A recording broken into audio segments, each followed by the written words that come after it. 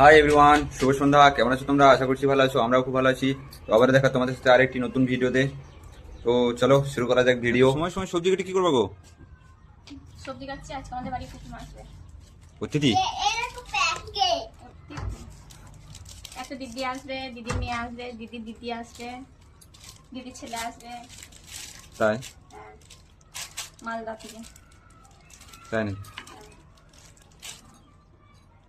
তো সময় সময় রান্না এগুলো কেটে নিয়ে দিয়ে ওদেরকে আনতে যাবো। আমাদের রুম চেনে না।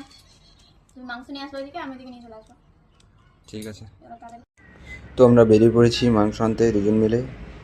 এখন যাব মাংস আনতে। আর এখন এই যে রাস্তায় বেরিয়েছে দেখি এখনই স্কুল ছুটি হচ্ছে এদিকে। আমাদের ওদিকে হয় 4টে, এখানে হচ্ছে 5টা, 5:30। একটু রাস্তায় যেতে যেতে মজা করছিলাম দুজন মিলে, ব্যাস।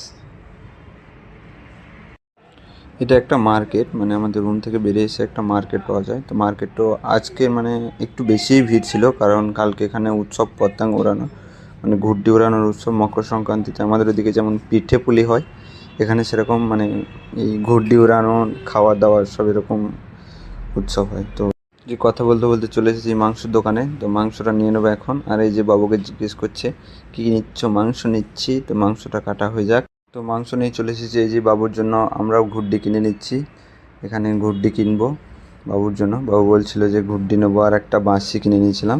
তো ব্যাস ঘরে আস্তে আস্তে হয়ে গেছিলো সন্ধে, আর সন্ধে হতে হতে বসে দিচ্ছিলো রান্নায় নি।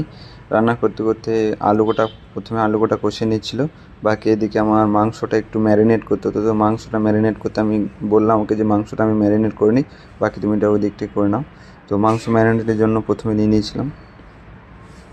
প্রথম মাংসটা ভালো করে ধুয়ে পরিষ্কার করে নিয়েছিলাম। তারপরে মাংস ম্যারিনেট করার জন্য কাঁচা পেঁয়াজ, সরষের তেল, টক দই, মানে এখানে দইটা অ্যাভেলেবেল সবসময় পাওয়া যায় বলে অতটা অসুবিধা হয় না। ম্যারিনেটের জন্য সব কিছু নিয়ে, কাঁচা লঙ্কা দিয়ে, দই দিয়ে, সব কিছু, এই যে কাঁচা লঙ্কা, পেঁয়াজ, একটু কাঁচা সরষের তেল, সব কিছু দিয়ে ভালো করে ম্যারিনেট করে মাংসটা, তারপর আধা ঘন্টা 1 ঘন্টার জন্য রেখে দিলে মাংসটা খেতেও মানে সব কিছু ভালো হয়। হয়ে গেছে আমার ম্যারিনেট করা। তো এবার ম্যারিনেটের জন্য রেখে দেবো, ঢেকে রেখে দেবো আধা ঘন্টা 1 ঘন্টা। বাকি উনি বলছিলেন যে তখন যাওয়া হয়নি, মানে দিদি একটা ব্যস্ত ছিল, তার জন্য এখন যাবে ও আনতে। এই যে উনি ওদেরকে আনতে গিয়েছিল, বাকি আমি এদিকে সব কিছু রেডি করেছিলাম। এটা ছিল হজম ঘর, এগুলো সব কষা ছিল। বেশ ওদেরকে নিয়ে এসে একটু করে দিল, খেতে দিল। বাকি উনি আবার রান্নাতে লেগে গেল। এখন রান্না ভাত হবে, আর এই যে রুটি বানিয়ে নিচ্ছিল। তো এখন এই পর্যন্তই, দেখা